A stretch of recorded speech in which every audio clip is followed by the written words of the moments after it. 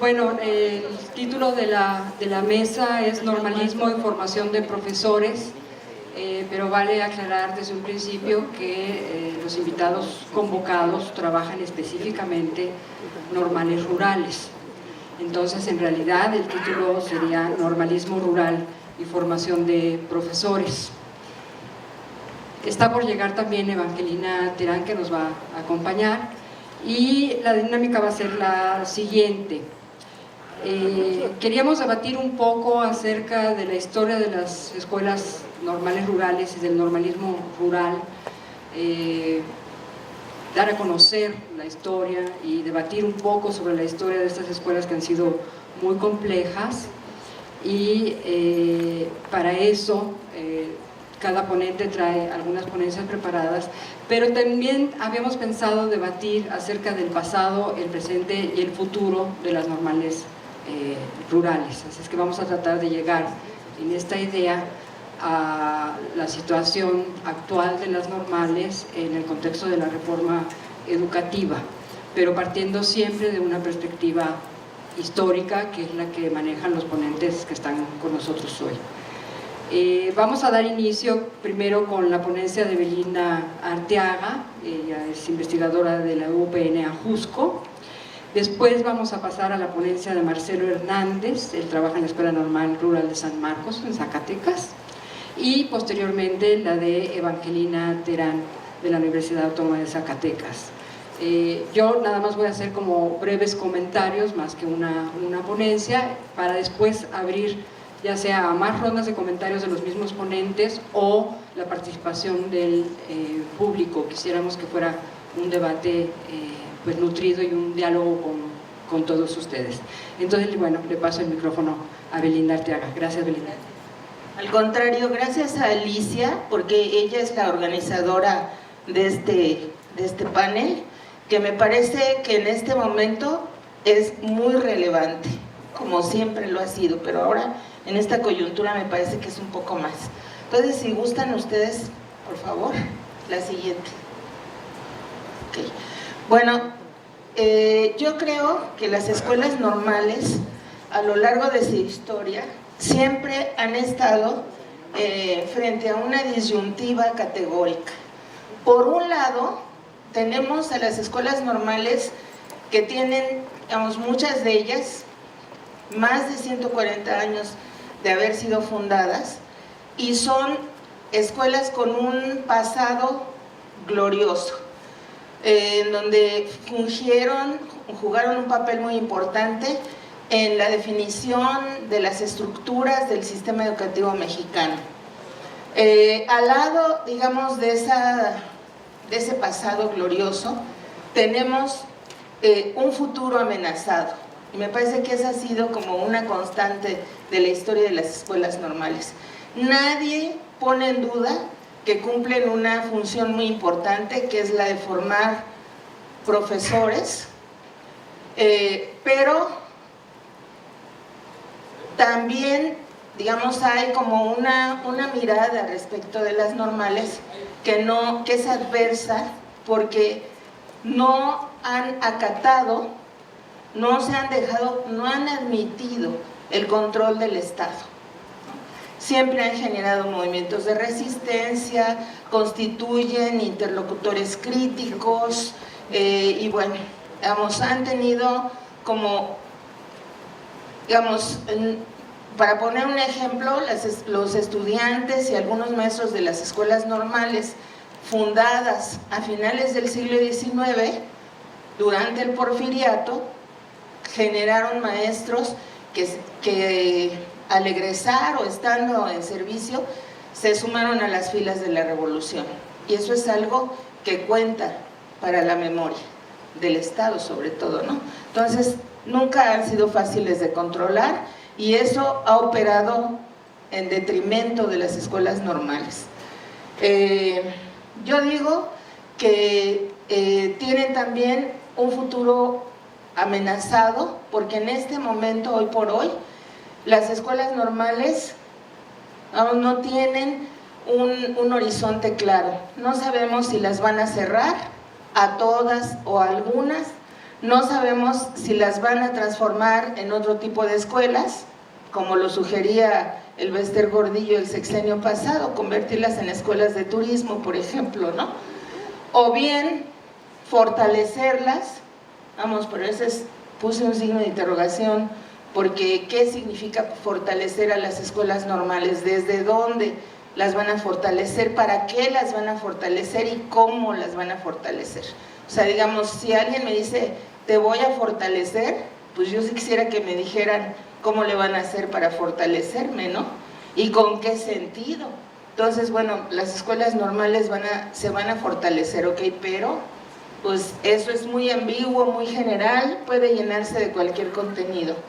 O bien regresarlas a las universidades, que para algunos fue su origen, ¿no? Para algunos investigadores sostienen que ese es el origen de las escuelas normales y que de las universidades, que entonces eran institutos científicos y literarios, se sacaron a las escuelas normales y se les dio, se les separó de los institutos y bueno, etc. Entonces dicen, bueno, si ese es su origen, pues que se regresen a las universidades. Bueno, entonces es un futuro incierto y un presente cuestionado, muy cuestionado. ¿Desde dónde se cuestiona? Pues yo creo que desde la ignorancia y el desconocimiento. Sé que algunos funcionarios han recorrido todas las escuelas normales y creen que con eso las van a conocer. Y a mí me parece que eso es muy ingenuo, porque bueno, yo conocí gente que fue director de normales y hablaba de las normales y decía, voy a ir a la normal fulana de tal. Sí, maestro. No quiero vallas. No, maestro. No quiero flores. No, maestro. No quiero aplausos. No, maestro. Y llegaba y había vallas, flores y aplausos, porque era parte del espectáculo. O sea, a nadie puede culparse, a nadie se puede culpar de haber montado, digamos, un escenario, ¿no? Entonces, hoy por hoy me queda claro que si se hizo ese recorrido, se hizo, y lo que se vio no es la realidad, no lo es. Y creen que con eso van a poder conocer a las escuelas normales, que la verdad son muy complejas. Adelante, por favor. Bueno, para nadie es desconocido que las primeras expresiones de escuelas normales fueron las normales lancasterianas, en donde no se formaban maestros, se formaban preceptores que conocieran y dominaran el método de enseñanza mutua. Entonces, a pesar de eso, se les reconoce como pioneras en la formación, pues, de actores que estén al frente de una clase formando o instruyendo a niños, como se decía en ese momento. Adelante, por favor. Las escuelas normales se van a transformar a finales del siglo XIX, cuando se fundan, yo diría que dos escuelas normales emblemáticas. La que propone Rebsamen, que se funda en la Escuela Normal de Veracruz, la Escuela Normal Veracruzana en Jalapa, y la que propone Altamirano, que se funda en la Ciudad de México. Prácticamente son contemporáneas, con un año de diferencia.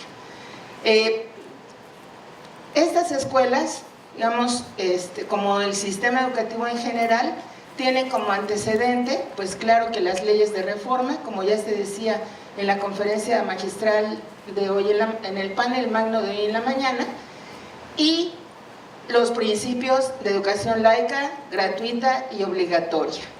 La idea es formar un maestro científico que conozca la ciencia pedagógica y que pueda regular su actividad de enseñanza a partir de los principios de la pedagogía y la antropología pedagógica, que le va a permitir conocer a los estudiantes y responder a sus necesidades, intereses y expectativas.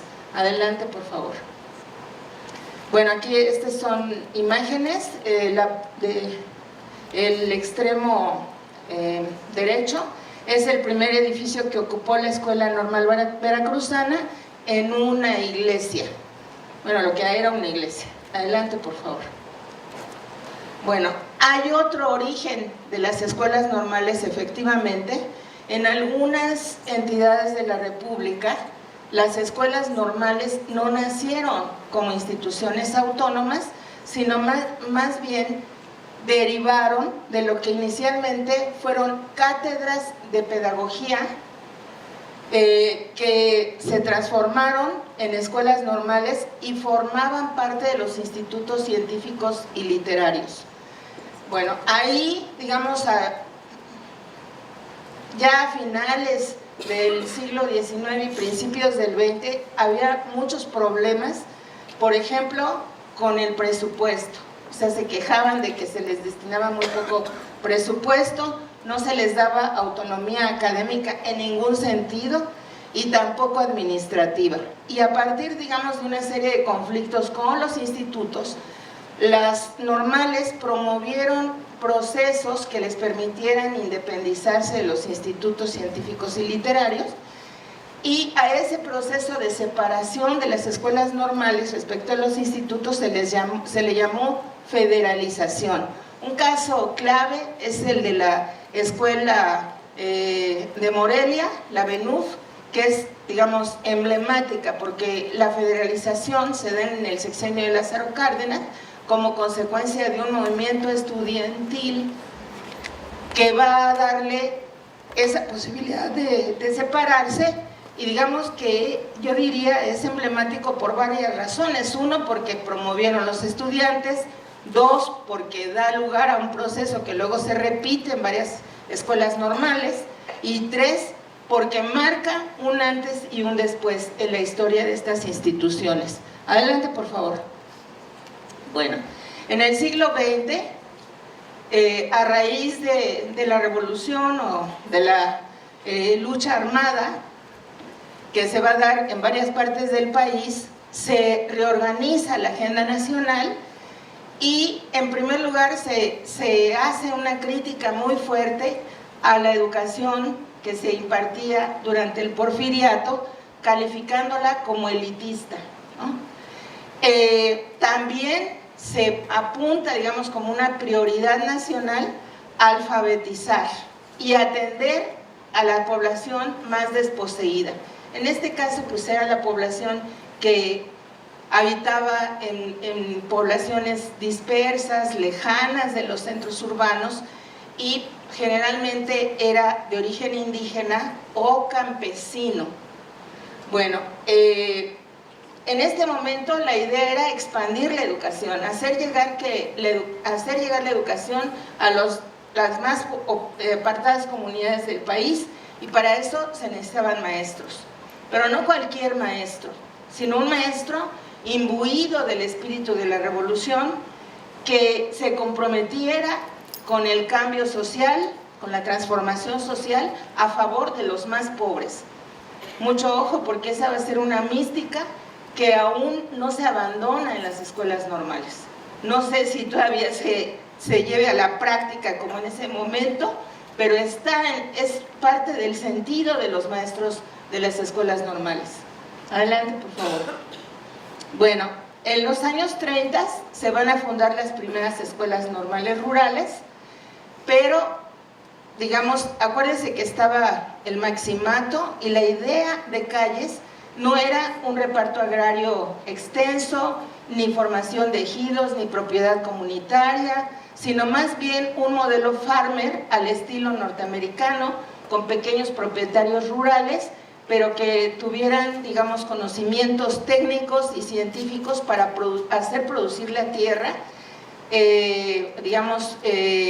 a partir de la aplicación de esas técnicas de maquinaria y de insumos. Esa era la idea, el modelo farmer.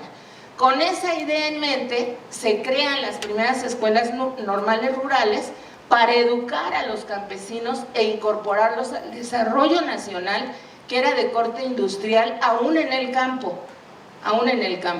Bueno, como en esas escuelas se estudiaban 2 años después de la primaria, o sea, de la primaria superior, y posteriormente esos 2 años de normal se transformaron en 4. Los primeros 2 años incluían conocimientos que se impartían en las secundarias, y los otros 2 años ya eran de formación profesional. Ya aparecía la pedagogía, la observación escolar. Ay, no me está chula. Bueno, yo pienso que a partir de 1968 es un año clave para la historia de México, y también para la educación nacional, y también para las escuelas normales.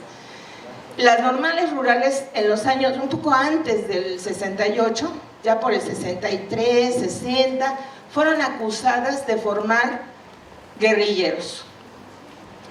Y fueron acusadas de armar a la gente y de instigar movimientos como la toma del cuartel Madera, etc. Eso no lo digo yo, lo dice el profesor Santos Valdés, denunciando el acoso que hace el ejército de su normal. Dice, nos rodean, nos están vigilando, nos están amenazando, porque creen que aquí se forman guerrilleros, pero nosotros no formamos guerrilleros ni tampoco delincuentes, formamos maestros con conciencia social. Está escrito en sus libros. Bueno, digamos, esa sospecha va a llevar al Estado a tomar varias medidas. Una de ellas tiene que ver con la separación de las secundarias del internado, ¿no?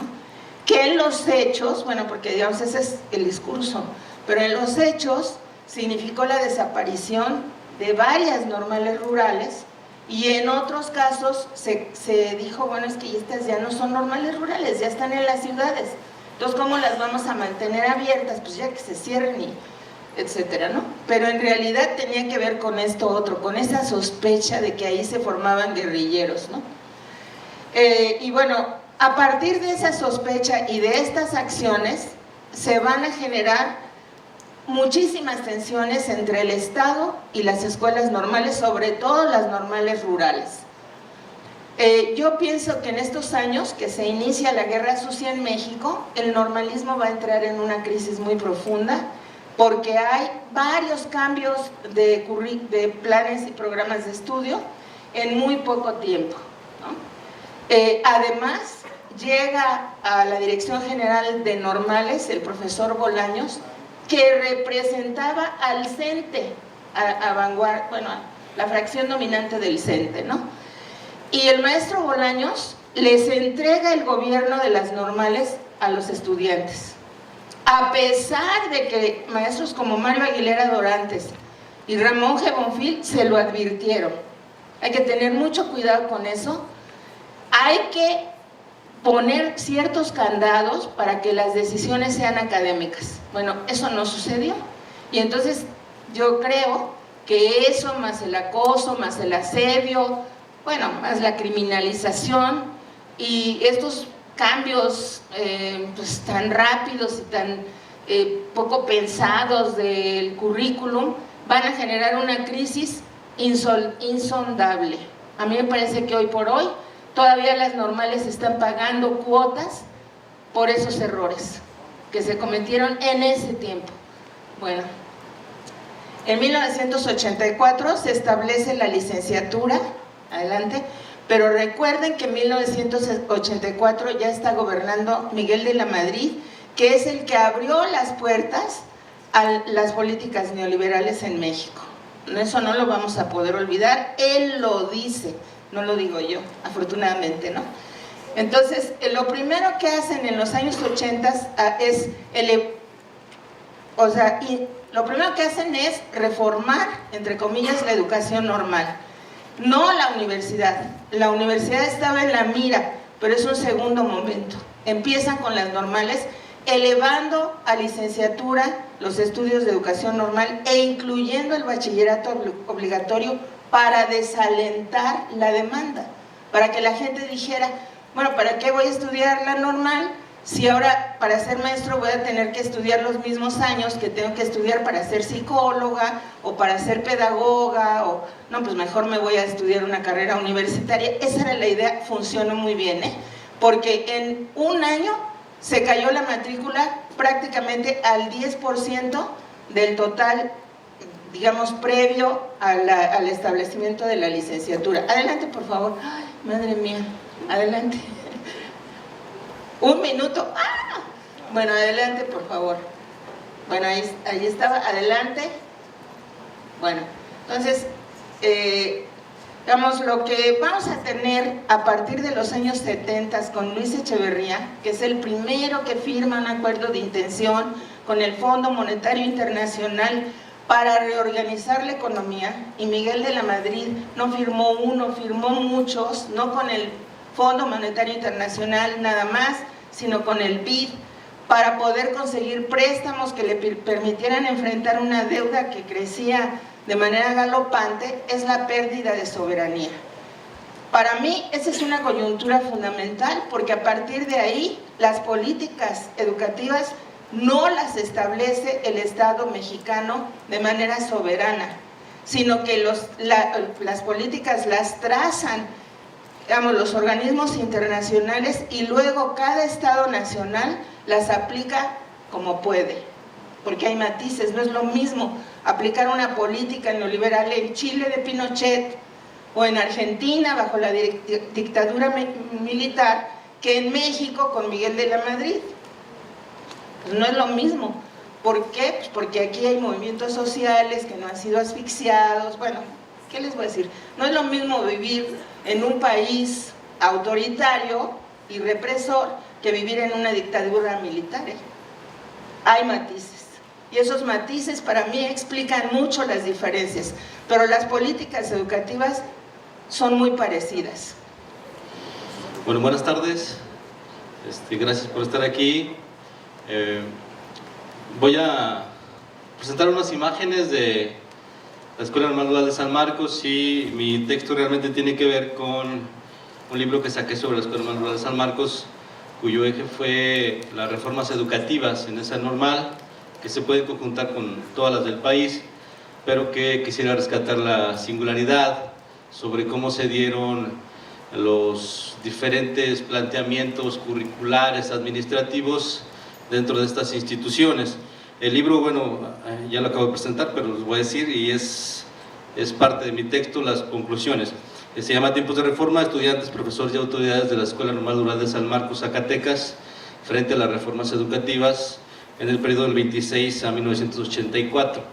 Entonces, básicamente rescato la mayor parte de las reformas y digamos que doy un perfil de lo que ha sido para el Estado mexicano estas escuelas normales rurales desde el punto de vista administrativo y curricular, y que ha sido también para autoridades, profesores y alumnos de estas normales, particularmente de la Escuela Normal Rural de San Marcos, que está aquí en Zacatecas.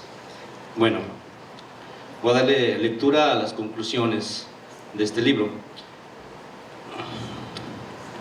México se replanteó ingresar a la modernización económica y política con posterioridad a la Revolución de 1910-17. Los artífices del Estado postrevolucionario pensaron en alfabetizar y civilizar para incorporar a la población campesina a lo que entendían por progreso económico. Las escuelas normales rurales, las escuelas centrales agrícolas, las escuelas regionales campesinas, y después en el 45 otra vez se llamaron escuelas normales rurales, fueron instituciones de suma importancia para concretar las aspiraciones del Estado. De hecho, no obstante tratarse de centros educativos, hasta los años 50, con las campañas de higiene, de salud y contra el alcoholismo, cumplieron labores que correspondían a otras instituciones gubernamentales. Las reformas educativas en las escuelas normales rurales tuvieron vida propia. No nacieron al mismo tiempo que el Estado postrevolucionario, ni coincidieron con los cambios de gobierno.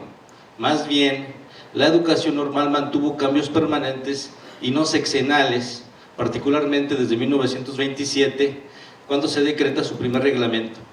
Las escuelas normales rurales no cesaron de reformarse en múltiples coyunturas, como la de 1927, 1935, 1936, 1939, 1942, 1945, 1954, 1960, 63, 69, 70, 71, 72, 74, 75, 77 y 84, y sigue. Los años que se mencionan reflejan el tiempo del diseño, e implementación de las reformas. Ninguna de ellas, como ustedes pueden ver, coincide con los cambios de gobierno o de presidente de la República, aunque todas aparecen en momentos políticos de trascendencia para el país en el siglo XX. En suma, el sistema de normales de México ha vivido en situación de permanente reformismo. Cada reforma trató de trascender a la anterior, pero al negarlas, las iban confirmando. Por tanto, su implementación muestra pocos rasgos de transformación y demasiado uso político del Estado para legitimarse ante la sociedad. La reforma de 1927, por ejemplo, estableció los principios esenciales del funcionamiento de estas escuelas: 2 años de duración de la carrera, prepararse académicamente para el trabajo cultural, profesionalmente para impartir clases en comunidades rurales y en la capacitación y la práctica a fin de obtener aptitudes para la agricultura y la creencia productiva de ganado. Los maestros de la normal también debían preparar y mejorar el nivel profesional de los docentes en servicio y contribuir a incorporar a las pequeñas comunidades rurales al progreso general del país en el trabajo de extensión educativa. Hasta 1941 estos rasgos permanecían en el perfil de egreso del profesor de primaria en las escuelas normales rurales, en tanto que la formación recibida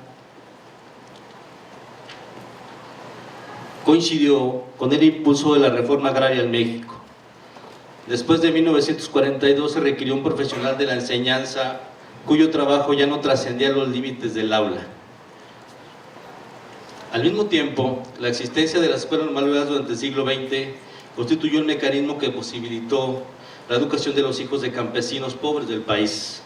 Las escuelas para el medio rural, a su vez, fueron un instrumento de aculturación, alfabetización y movilidad social, porque nunca antes los pobres habían creído en la educación, pero el aumento de la duración de la carrera, que fue el contenido de las reformas, y la conversión de 15 escuelas normales rurales en secundarias en 1969, paulatinamente les iba restringiendo el acceso a este tipo de instituciones, a este tipo de población. En Zacatecas, por ejemplo, fueron pocos los hijos de campesinos que pudieron ingresar a la Escuela Normal Rural de San Marcos debido al reducido número de vacantes después de 1969, que regresaron a la trascendencia las tendencias de desigualdad y segregación educativa de los pobres, las que no aminoraron sino hasta finales de los años 70 para afianzarse otra vez en 1984 con el aumento de años a la carrera. Entonces, el acceso a la educación postprimaria cada vez sería más difícil, más competido. La exigencia de la idoneidad magisterial y su vocación fueron argumentos efectivos del Estado, pero no necesariamente justos. La orientación de sus políticas en la materia tendió a desmotivar el ingreso a las normales. Las reformas educativas promovidas en la escuela normal, por ejemplo, de Zacatecas, demuestran cómo las instituciones fueron selectivas respecto de las decisiones exógenas a ellas.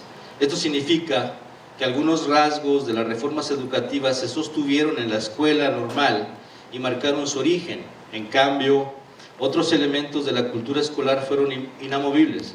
Este fenómeno imprimió una peculiar configuración, una específica forma de ser del normalismo rural, al menos en Zacatecas. En la normal de San Marcos pocas cosas se innovaron porque desde 1945, cuando se planteó la profesionalización, nada distinto se propuso para ellas. El grueso de la matrícula estuvo en secundaria y en bachillerato. Los alumnos siguieron padeciendo problemas para adaptarse a las disciplinas científicas y culturales que planteaba la currícula. La observación y la práctica docente continuaron con los mismos formatos. Los problemas de indisciplina se agravaron a partir de 1970. Las huelgas organizadas por la Federación de Estudiantes Campesinos Socialistas de México fueron recurrentes y el trabajo en el campo pasó a ocupar un lugar periférico. No obstante, los alumnos se apropiaron de las ideas subyacentes en las reformas educativas. Por ejemplo, en los siguientes aspectos: ampliaron su cultura general, exigieron profesores, caso contrario ellos mismos podían llegar a expulsarlos los alumnos, e impulsaron los valores de la educación, la civilización, el progreso, el patriotismo y el nacionalismo revolucionario en las comunidades donde laboraron los profesores egresados de estas escuelas normales rurales. En cuanto a los profesores de la normal de San Marcos, en este caso, se puede decir que siguieron utilizando métodos verbalistas, se basaron en el dictado de apuntes para finalmente evaluar a los alumnos mediante exámenes tradicionales. La estabilidad laboral fue un problema para los docentes y afectó el logro de los objetivos reformistas, mas algunos de ellos pudieron incorporar las sugerencias provenientes de estas reformas educativas, por ejemplo, la utilización de los métodos audiovisuales, la adopción ideológica del nacionalismo revolucionario y el refuncionamiento del Consejo Escolar, entre otros aspectos. Por su parte, los directivos fueron el instrumento para aplicar las reformas educativas.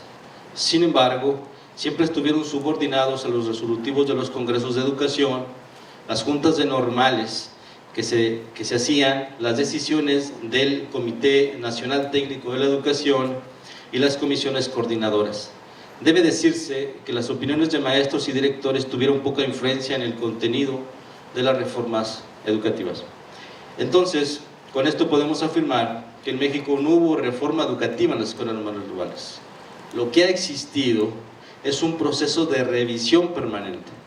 Lo que el Estado ha llamado reforma educativa ha guardado una relación directa con cambios administrativos y curriculares en las normales rurales, que son cambios, pero no necesariamente mejoras.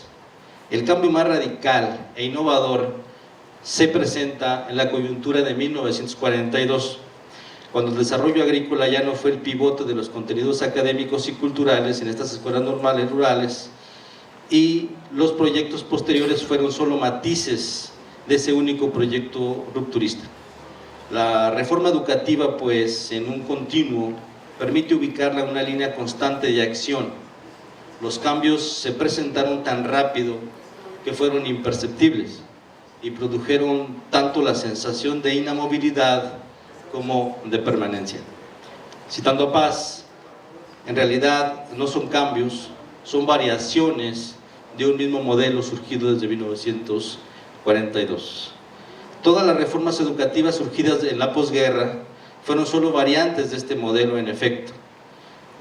Docente en el Congreso de Saltillo de 1944, cuyo rasgo visible fue el alargamiento de la duración de la carrera de maestro y la disminución del número de escuelas normales rurales en el país. La duración de los estudios en las nacientes escuelas normales rurales fueron de 2 años, resumiendo. En el 35 las regionales campesinas lo aumentaron a 3 y en 1941 a 4. En 1945, tras igualar los planes de estudio urbanos con los de las escuelas normales rurales, la carrera fue de 6 años, 3 para la secundaria y otros tantos dedicados a la preparación como profesor. En 1960, que es otra reforma, se conservó igual y solo desapareció el ciclo complementario, que era el periodo de quinto y sexto de primaria que se hacía en esas escuelas normales rurales. En 1969 se cancelaron los estudios de secundaria en esas escuelas normales rurales, por lo que la carrera solo duraba 4 años. Y a partir de 1984 se exigió el bachillerato y la carrera alcanzó la duración de 7 años, 3 de bachillerato y 4 dedicados a la licenciatura en educación primaria, como está hoy. La insistencia de que el normalista permaneciera más tiempo en la escuela trajo consigo la restricción al ingreso de los hijos de campesinos. Se generó en ellos la noción de que el estudio representaba castigo y más tiempo en la escuela, y que solo podía ser accesible a unos cuantos, los que podían y aguantaban, quizás. Quinto y sexto grados de primaria, así como la educación secundaria y el bachillerato, fueron desapareciendo lentamente. Este fenómeno de restringido acceso a la escolarización básica implicó que las escuelas normales rurales fueran instituciones compensatorias, porque permitieron que cursaran allí, desde los años 30, por ejemplo, el quinto y sexto de primaria, o sea, el llamado ciclo complementario, o de la primaria superior, cuando en las comunidades rurales solo se impartía hasta 4º grado. Al desaparecer el ciclo complementario en 1960 en estas escuelas, permanecieron los estudios secundarios, porque aún no se masificaba la educación media básica y superior en el país. Al eliminar el ciclo secundario de los internados de las escuelas normales rurales, estas instituciones tuvieron que sacrificar años de formación profesional para cruzar simultáneamente el bachillerato con la carrera de profesor entre 1969 y 1984. Hasta 1992, San Marcos y otras normales del país dejaron de atender la formación media y media superior para dedicarse ahora sí a lo que era su objetivo original, que es a formar únicamente profesores de primaria. Las escuelas normales rurales, como la de Zacatecas, tienen realmente poco tiempo, que se dedican en exclusiva a la formación de profesionales de la educación. Los niveles de primaria, secundaria y bachillerato siempre se carecieron de los medios materiales suficientes para obtener una formación profesional y exclusiva del magisterio, porque estos fueron un mecanismo para nivelar los estudios de los hijos de campesinos. Quizás hasta este momento existan efectivamente las condiciones para implementar esas variaciones de profesionalización que desde 1942 se plantearon las reformas de enseñanza normal. En materia educativa, y con esto cierro, el lema del Estado mexicano durante la segunda mitad del siglo XX fue reforma permanente. No estoy seguro si hoy sigue así. Desde 1945, cuando nació la profesionalización, todo cambio se consideró perfectible y revisable, por lo que la consecuencia ha sido la búsqueda perenne del buen maestro, que irónicamente nunca se puede alcanzar. Se ha renunciado a la aspiración de tener un modelo propio y la única tradición en la formación de maestros fue, paradójicamente, la tradición de cambiarla para continuar con la profesionalización y la especialización de maestros. Todo eso hizo el Estado, los estudiantes y directores en la Escuela Normal de San Marcos. La pregunta queda abierta si tenían otras posibilidades de acción frente a estas reformas educativas. Por mi parte sería todo. Muchas gracias. Agradezco al comité organizador, especialmente al doctor Salvador Camacho, esta oportunidad de compartir esta mesa tan valiosa, ya veo, por lo que he escuchado, compartir con Alicia, que fue mi lectora en algún momento. Y bueno, lo que les voy a compartir, lo que les voy a leer, es un texto producto de mi tesis doctoral sobre la normal rural de Cañada Honda, que comparte muchísimos elementos con otras normales rurales. Concebida en el marco del proyecto de educación socialista impulsado durante el gobierno de Lázaro Cárdenas y bajo políticas educativas que daban prioridad a la educación rural, la normal Justo Sierra Méndez de Cañada Honda, Aguascalientes, durante más de 7 décadas se ha encargado de formar para la docencia jóvenes mujeres que, en su mayoría, han procedido de familias de escasos recursos. Esta escuela fue fruto de políticas emanadas de la Revolución. Sin embargo, a partir de la década de los 40, el contexto y los gobiernos fueron cambiando de tal modo que, en la actualidad, las normales rurales han dejado de ser relevantes para el sistema educativo oficial. Lo anterior, aunado a que en este periodo, en este tipo de planteles, el alumnado tradicionalmente ha participado en diversos movimientos sociales, ha ocasionado que autoridades cerraran e intenten cerrar estas instituciones educativas. Sin embargo, más de una decena de normales rurales, entre ellas la de Cañada Honda, aún permanecen formando a jóvenes para el ejercicio magisterial. Para esta ocasión abordaré 3 temas que han contribuido notablemente a la historia de este plantel: la educación socialista, la participación política de las alumnas y la imagen que éstas tienen hacia el exterior. La educación socialista. Cuando este plantel inició actividades, las entonces escuelas regionales campesinas trabajaban bajo modelos educativos inspirados, como afirma Ernesto Meneses, en los postulados de la pedagogía soviética. La coincidencia entre pedagogos soviéticos y los planes y programas de las escuelas regionales campesinas era notoria. De lo que se trataba era de educar para la colectividad y la participación política, es decir, de una educación en la que se vincularan contenidos pedagógicos, formación política y actividades productivas, tal y como lo proponían Pinkiewicz, Makarenko, Blonsky o Pistrak. Con Ávila Camacho, la educación oficial cambió de rumbo. Durante la década de los años 40, el país experimentó profundas transformaciones. Los momentos eran álgidos debido, en buena medida, a la Segunda Guerra Mundial. Por ello, las políticas gubernamentales mexicanas se orientaron hacia la cooperación y la conciliación, para lo cual fue menester formar una gran alianza entre los diferentes grupos políticos para combatir el fascismo generado en el seno del conflicto mundial.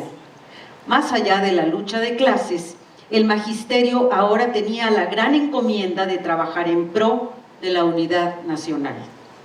En aquel entorno, si bien es cierto que en el artículo 3 permaneció el término de educación socialista, lo que buscaron autoridades educativas fue un modelo de educación que enseñara a los mexicanos a amarse los unos a los otros, a pesar de sus diferencias de credo, partido o clase.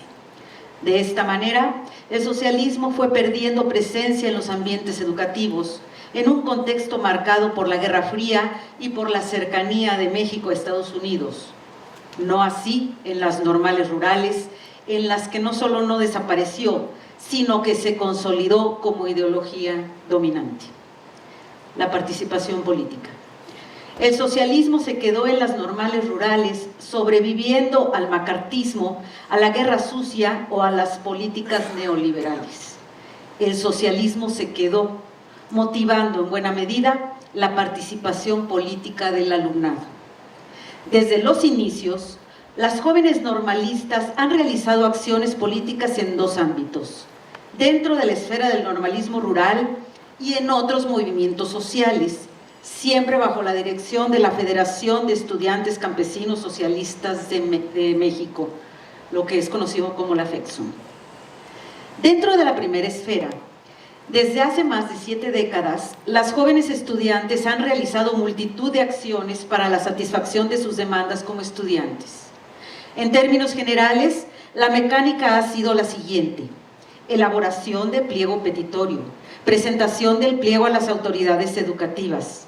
Ante los desacuerdos, los paros y las muestras de apoyo, principalmente de alumnos de otras normales rurales. Posteriormente, las negociaciones y el establecimiento de acuerdos, y finalmente, el levantamiento del paro y el retiro de banderas rojinegras. Durante los paros, se han observado dos escenarios al interior de la normal, en la que a puertas cerradas se suspenden clases, se modifican las rutinas y se asignan guardias. Y al exterior,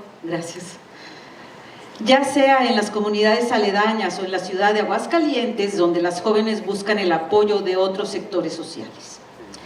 Hacia el exterior, las estudiantes también se trasladan a otros sitios del país, por lo general con el propósito de apoyar a otras normales rurales que se encuentren en situación de conflicto. Ahora, en relación a la segunda esfera, a lo largo de las últimas 7 décadas, las normalistas han participado en diversos movimientos sociales. Esto data desde la década de los 40, cuando las estudiantes salieron a las calles de Aguascalientes en apoyo al movimiento estudiantil del Instituto de Ciencias y, en otro momento, en contra de las bombas atómicas. Posteriormente, en 1958, manifestaron su solidaridad con el movimiento ferrocarrilero. En 1963, volvieron a salir a las calles para externar su descontento por la guerra de Vietnam y 5 años después marcharon en apoyo al movimiento estudiantil, lo que ha desencadenado que año con año, hasta la actualidad, los días 2 de octubre, las alumnas se sumen a los eventos para recordar la masacre de Tlatelolco. A partir de 1994, las jóvenes alumnas se han vinculado al neozapatismo a través del Frente Zapatista de Liberación Nacional, así como a la comunidad anarcopunk en Aguascalientes. En tiempos recientes, la desaparición de 43 estudiantes de la Normal Rural de Ayotzinapa motivó que las alumnas de Cañada Honda, junto con otros actores sociales, organizaran y llevaran a cabo una marcha y manifestación en la que participaron estudiantes de diversas preparatorias y universidades estatales. Como se puede apreciar, A lo largo de 7 décadas, las alumnas de Cañada Honda han ejercido presión para que sus demandas sean satisfechas. Han apoyado a otras normales rurales y se han vinculado con otros actores sociales en coyunturas que han trascendido al normalismo rural.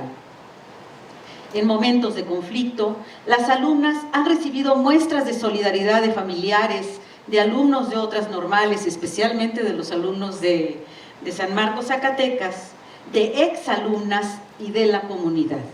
Esto, aunado a la vinculación con otras organizaciones sociales, ha hecho posible su fortalecimiento como grupo estudiantil y ha funcionado como mecanismo de presión ante los intentos de autoridades de cerrar esta normal rural. La imagen hacia el exterior. Hoy en día, la mayoría de las normales rurales mexicanas han sido clausuradas y las que quedan vigentes frecuentemente son amenazadas de cierre. De las 46 normales rurales que, como tales, se han establecido en México desde 1922, 31 planteles han sido cerrados. El peligro de cierre es inminente y la normal de Cañada Honda no es la excepción. Por ejemplo, en 2003, el gobernador en turno declaró a la prensa que, cito, particulares y empresarios me han solicitado que cierre la escuela, pero lo estamos analizando. Cierro cita. A lo largo de la historia de la normal rural de Cañada Honda, la imagen pública de las alumnas se ha ido degradando gradualmente. Si en la década de los años 40 la prensa escrita justificaba los paros por la falta de recursos, ahora los jóvenes normalistas son frecuentemente tachados de violentos, agitadores, provocadores y las normales de incubadoras de guerrilleros o de focos de agitación. Según afirma una exalumna que entrevisté, calificativos como el de flojas o grilleras han sido los que comúnmente recibían y reciben. Ante los descalificativos, las chicas han buscado estrategias para redignificar su imagen, por ejemplo, a través de volanteos en las comunidades cercanas.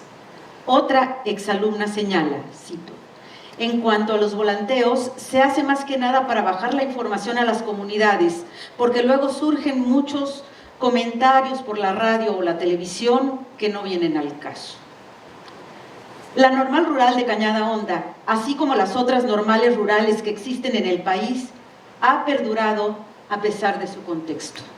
Permanece en pie gracias a que los factores que le dieron origen, educación gratuita y obligatoria, siguen siendo legales y legítimos. Además, la participación política ha posibilitado que las normalistas rurales se fortalezcan como grupo social y, de esta forma, presionen a las autoridades para que se conserve su institución como tal.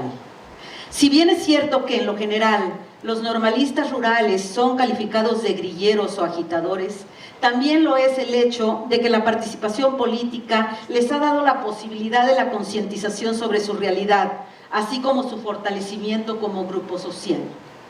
La influencia de la pedagogía marxista, las sesiones de formación ideológica, los paros o acciones de solidaridad con otras normales rurales o con otras agrupaciones sociales han posibilitado que las alumnas de esta normal vean su realidad con una lente más crítica, aunque haya adoctrinamiento de por medio.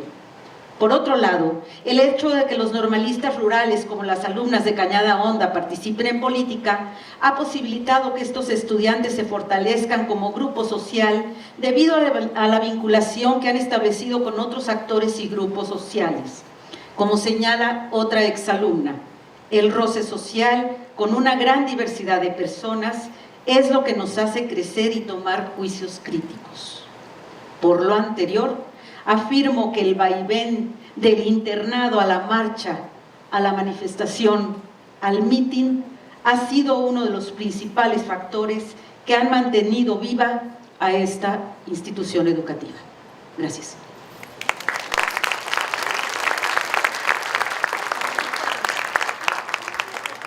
Muchas gracias, Evangelina.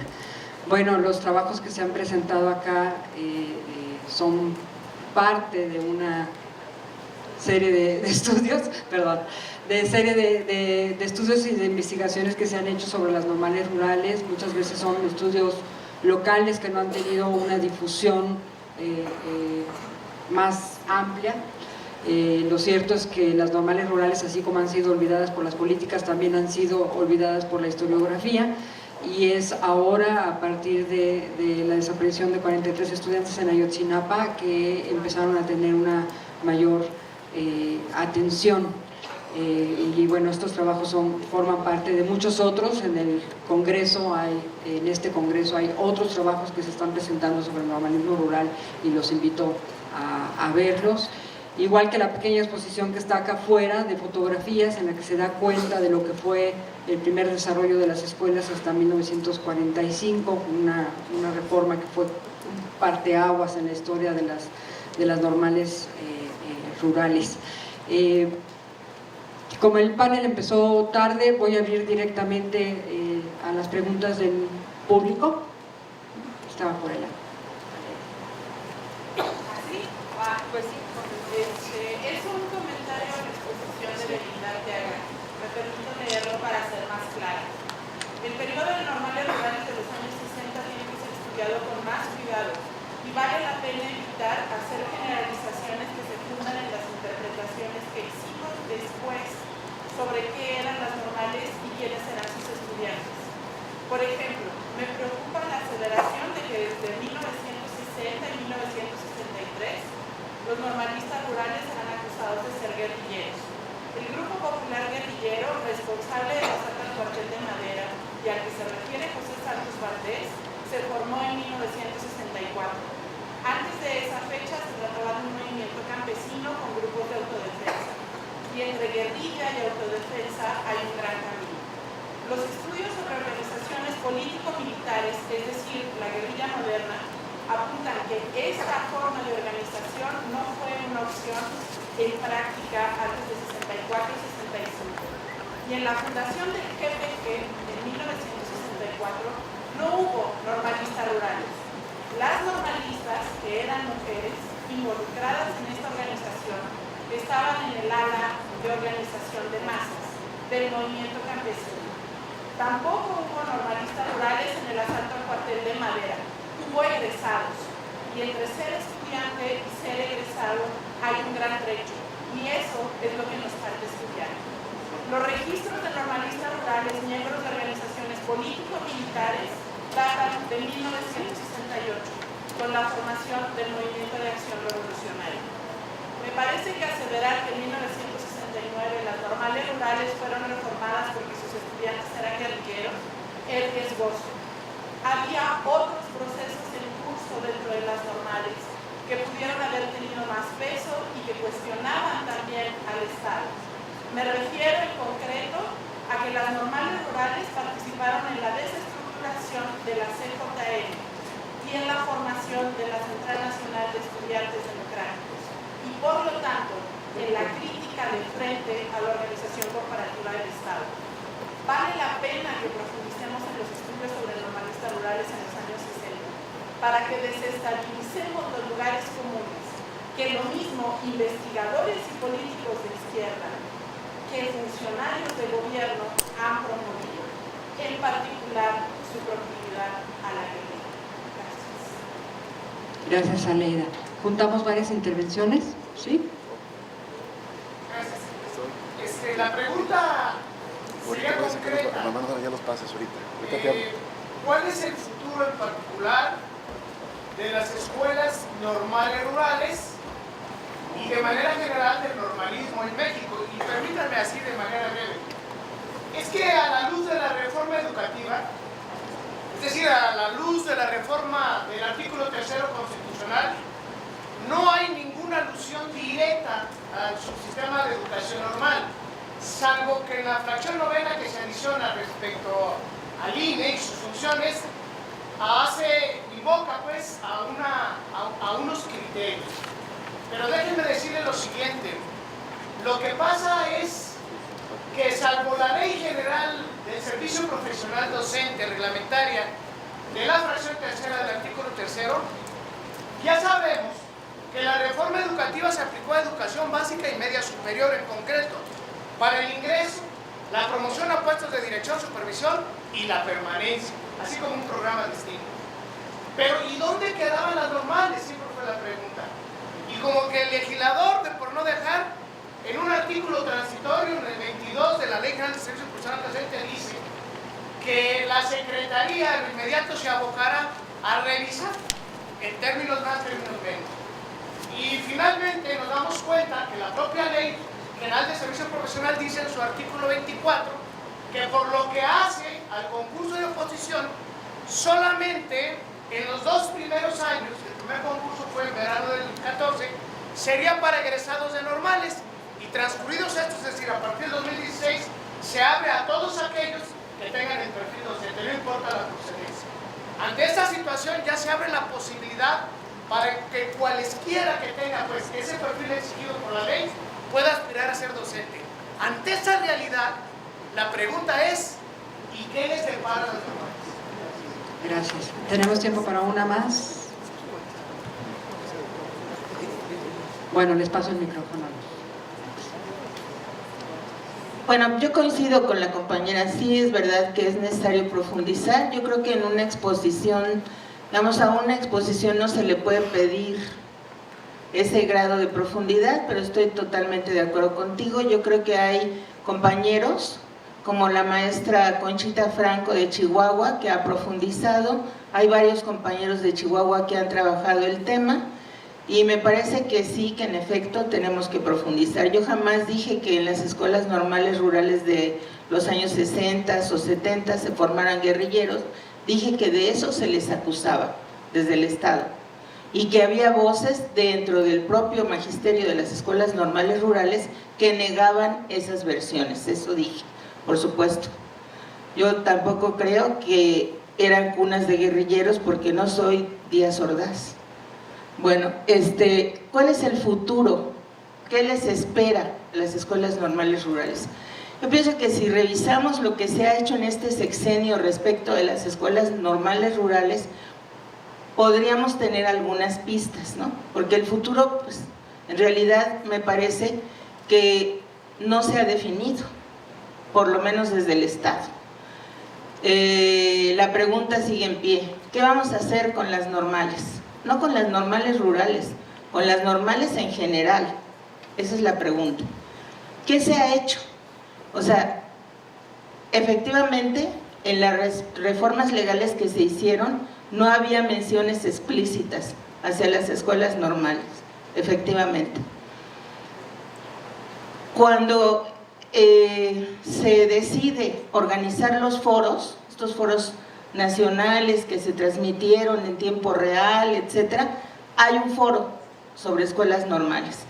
Las conclusiones de ese foro, que fueron leídas por personajes muy destacados, que cuidaron el proceso de la consulta y se leyeron en público y en voz alta, no se tomaron en cuenta en lo más mínimo dentro de la DGESP. No se tomaron en cuenta para nada.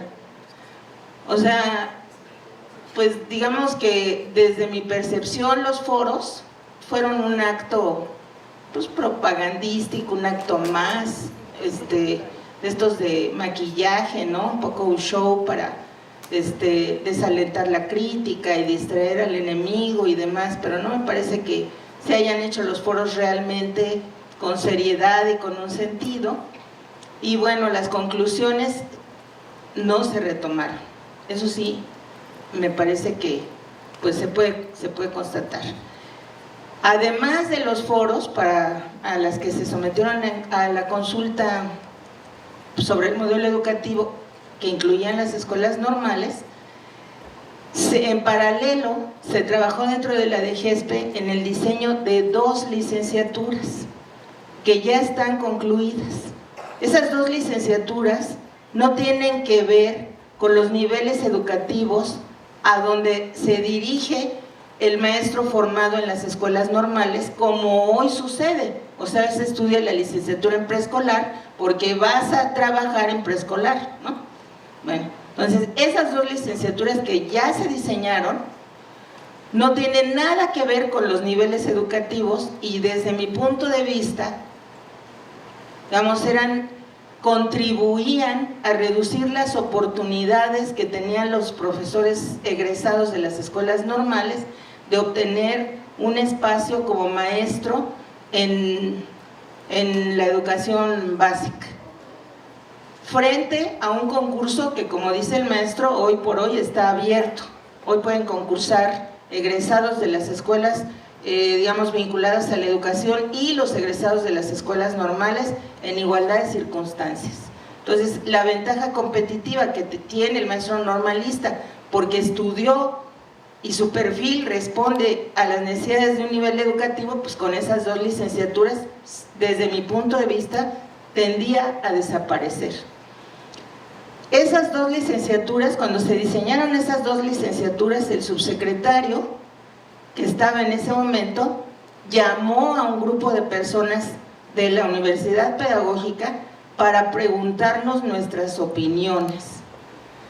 Al otro día lo despidieron, entonces yo me quedé con mi respuesta, porque a mí fue una de las personas, ¿no? O sea, bueno, ahí convocaron a varios, pero una de esas fui yo.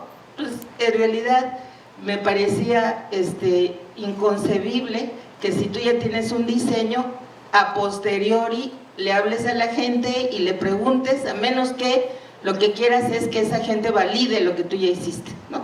Que no era mi idea, en lo más mínimo. Bueno, se fueron estos funcionarios y llegaron otros. Los nuevos funcionarios abren otra vez una consulta, ¿no? Que se estuvo haciendo en diferentes etapas y que a mí me daba la impresión de que eran foros que se abrieron para dar a conocer al secretario de Educación Pública y alimentar sus aspiraciones políticas personales. O sea, no me parecía que fueran unos foros muy auténticos tampoco. No sé en la actualidad cuál es el resultado de los foros, no lo he visto en los periódicos, no, digamos, no sé si, bueno, a lo mejor se trata de que olvidemos que se hicieron esas consultas también. Y recientemente Gilberto Guevara Niebla, que no es funcionario de la SEP, sino del INE, empezó a llamar a distintas personalidades para preguntarles qué vamos a hacer con las escuelas normales. Lo cual es inquietante, porque quiere decir que la respuesta sigue abierta. Y eso puede ser, pues digamos, una promesa o una amenaza, ¿no? Yo pienso que la amenaza cada vez se pierde más, se diluye más por los tiempos, simplemente. O sea, el sexenio ya terminó. O sea, formalmente termina, ya sé que en el 2018, pero este sexenio ya terminó. No sé si todavía crean las autoridades que están en el momento adecuado para alimentar la hoguera en la que se van a quemar ellos, y que han estado, ellos la prepararon, ellos le echaron gasolina, le prendieron fuego y ahí se están quemando, y no sé si quieran todavía seguirle echando gasolina al fuego, no lo sé, pero pienso que ya se les acabó su tiempo, me parece. O sea, se agotó el sexenio. Como hay, digamos, mucha audacia, por decirlo de alguna manera, pues hasta que no se termine el sexenio no vamos a poder escribir el punto final a esta, ¿cómo será? Esta farsa, ¿no? Pero pues me parece que todavía tienen tiempo, si quieren pues alimentar la hoguera, como ya les dije. A mí me preocupa mucho porque estos errores luego se quedan. O sea, nunca se rectifica del todo, siempre se quedan cosas. Y eso me preocupa, que les dé tiempo. Pero bueno, yo estoy a la expectativa, les digo lo que sé. La pregunta de qué vamos a hacer con las escuelas normales que se plantearon los carrancistas a principios de siglo, y tengo el documento para verificarlo, sigue en pie. No saben qué hacer con las escuelas normales. No las pueden cerrar, no las pueden destruir, no las pueden olvidar, no las pueden hacer pedazos, porque tienen un rico pasado y tienen un presente vivo. Y sí movilizan gente, sí es verdad. Y creo que es lo último que quieren estos personajes, ¿no? Pero no lo sé, porque hay, digamos, mucha incertidumbre. Está en pie, maestros. Y yo creo que sí tenemos que estar conscientes de que las normales no todas son iguales, ni están todas en las mismas condiciones. Hay escuelas normales muy débiles, y esas escuelas normales pueden ser objetos de violencia extrema, como acabamos de, bueno, como vimos ya con Guerrero.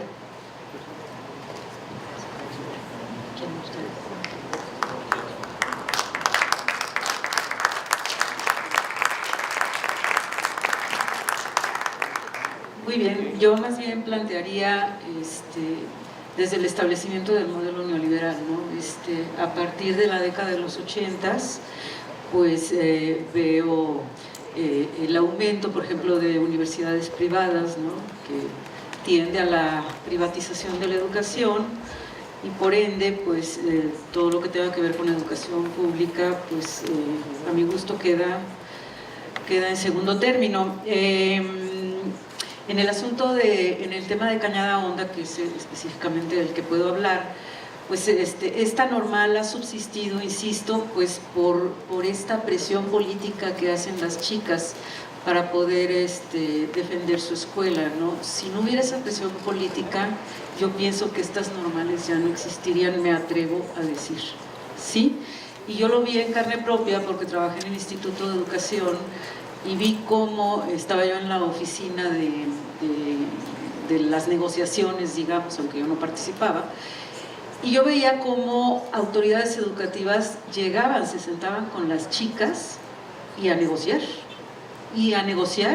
durante una semana, cuando muchas de estas autoridades educativas pues a veces no trabajan bajo puertas cerradas, ¿no?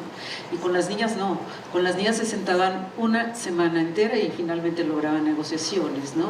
¿Y por qué? Porque justamente si no hay acuerdos o si esto se convierte en conflicto, pues con el apoyo, con todas las, digamos, vinculaciones que tienen a nivel nacional, pues esto se convierte en un movimiento nacional y eso no le gusta a ningún gobernador, ¿no?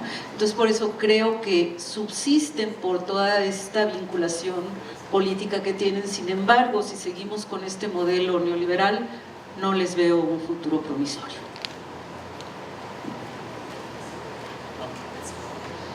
Bueno, siempre es complicada la pregunta del futuro para los que hacemos poco de historia, porque uno lo que plantea es las cosas al revés, más bien poner lo que ha sucedido. Y en esa pregunta sobre lo que sigue en las normales, yo creo que podría yo decir lo que no va a suceder, ¿sí? Lo que no va a suceder es que las normales se cierren, eso no va a suceder. En otras épocas de la historia no sucedió eso, lo que sucedió fue que se refuncionalizaron y se adaptaron, no sé si exitosamente, a lo que el Estado estaba planteando como modelos de desarrollo. Vamos a las tres coyunturas, ¿no? 45, 69 y 84. Son tres coyunturas del normalismo muy específicas y del Estado mexicano muy específicas respecto a la economía, a la cultura, de cómo se va replanteando. En esas tres coyunturas lo que se hizo fue refuncionalizarlas y adaptarlas mejor al momento actual que se estaba viviendo. Yo creo que eso es lo que va a suceder, que en efecto hay instituciones que no sobrevivirían o que no se adaptarían exitosamente a ese nuevo contexto y por lo tanto tendría otro tipo de consecuencias, desde luego que las va a haber, pero no sería la generalidad. Esa es mi opinión, un tanto no jugando al profeta, sino más bien jugando al profeta al revés, ¿no? De lo que ha sucedido. Y respecto a lo que es estas generalizaciones sobre las escuelas normales rurales o sobre los estigmas de las normales rurales, yo estoy de acuerdo de que hay que ir a la literatura, hay que ir a las investigaciones, que ya no son tan áridas. Alicia abrió un camino muy importante en la historiografía y que nos van diciendo cosas. Por ejemplo, esta generalización de que todos son creídos, en efecto no lo fueron. Digo, esto se queda con lo que pasó con Lucio Cabañas, pero que fue un asunto periférico, un asunto que fue más bien exterior. Y lo que sí también creo que tampoco debe soslayarse al sujeto político en las escuelas normales, porque también existió y existe a través de la FEX. O sea, el hecho de que no sea guerrillero no significa que no tenga una posición combativa o de crítica hacia la sociedad actual en la que ha vivido el normalista rural. Eso sí lo ha existido, eso sí está documentado. Si hay un sujeto político que está cuestionando una política nacional, que si bien esto tiene sus límites respecto a la radicalidad de sus métodos de lucha, muy acotados en la lucha economicista de la FEX, que plantea solamente demandas del internado, mejoras alimenticias, etcétera, pero que finalmente hay un cuestionamiento público respecto a una política, ¿no? Yo creo que sí también tenemos que matizar esa parte, ¿no? No son tan radicales, no se fueron a la guerrilla, pero sí hay ese sujeto político que está cuestionando. El otro estigma es si estas escuelas normales rurales siempre han sido, los profesores egresados de ahí se van al campo a trabajar. Eso también es una generalización que se ha hecho. Y recordemos que desde 1942 los planes de estudios son homogéneos y el normalista tenía la opción de ubicarse en el medio urbano o en el medio rural. Entonces, yo creo que esta discriminación positiva que se dio en los años 30, pues se ha venido matizando, se ha venido quitando en el paso de los años. Y si me permiten, esa también puede ser una salida respecto al futuro de las normales rurales en particular.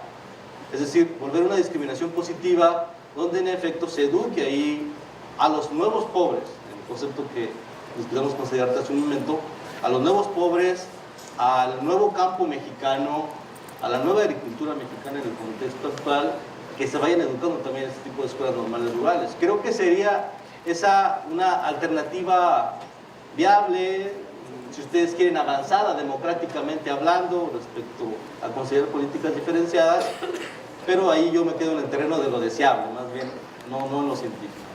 Pues muchas gracias. Muchas gracias. Bueno, yo nada más quiero agregar a lo que han dicho. Creo coincido con Evangelina en que la interpretación de la historia de las normales rurales, por lo tanto de su futuro, incluye elementos mucho más complejos. Para empezar, en los actores que participan en la historia de estas escuelas, ¿no? Recordemos, por ejemplo, en el 2000, cuando hubo una defensa del Mexe por parte de la población alrededor de Mexe. Entonces, los actores que intervienen en la historia de las normales rurales no están incluso tan definidos. Necesitamos muchísima más investigación sobre ellos para poder saber por dónde van. A mí me parece que es un momento muy fuerte de incertidumbre con la reforma educativa para todas las escuelas normales. Es muy claro cómo ha bajado la matrícula de una manera muy drástica en la mayoría de las escuelas normales de diferente tipo, y sin embargo ayer me contaban cómo en una de las escuelas normales rurales las estudiantes organizadas lograron convocar a los estudiantes y de tener 5 o 10 solicitudes de ingreso, llegaron a tener hasta 400, ¿no? Entonces, bueno, es un grupo organizado, es un grupo que ha mantenido las escuelas. Sin embargo, también hay que pensar que la existencia, la sobrevivencia de las normales rurales que quedan, de todas las que se han abierto, no depende solamente de la organización interna de los estudiantes, sino de otros aspectos. Y quiero poner nada más un ejemplo. La reforma de los 40, que Marcelo mencionó, que fue una reforma muy, muy importante. Se cerraron la mitad de las escuelas, se quitó la idea de que fueran rurales, se pusieron planes de estudios nacionales, ¿no? Iguales para todos, pero las plazas quedaron diferenciadas como rurales. Se separaron hombres de mujeres, una parte importante, en fin, una reforma que fue muy, muy fuerte. Y en la mayoría de la historiografía ha pasado como un proyecto nacional que se impone a uno rural. Sin embargo, las cosas no fueron tan sencillas. Si uno hace un seguimiento de los egresados de las normales rurales, encuentra a muchos de ellos en los mandos medios de la Secretaría de Educación Pública en los años 50 y 60. Y de ahí nace un sector que defiende a las normales rurales en esa época. En ese sentido, Jaime Torres Bodet no se equivocó. Él quería crear una élite formada que fuera fiel al sistema de educación federal y no a los estatales. y sí la creó con las normales rurales, ¿no? Incluso cerrando escuelas, incluso cambiando los planes, incluso dejando a las escuelas a la deriva en muchos sentidos. Sí logró tener un grupo de profesores que eran normalistas y que eran fieles al gobierno federal, en un momento en el que la mayoría de los maestros eran improvisados, como se les llamaba en la época, ¿no? Que no tenían estudios normalistas.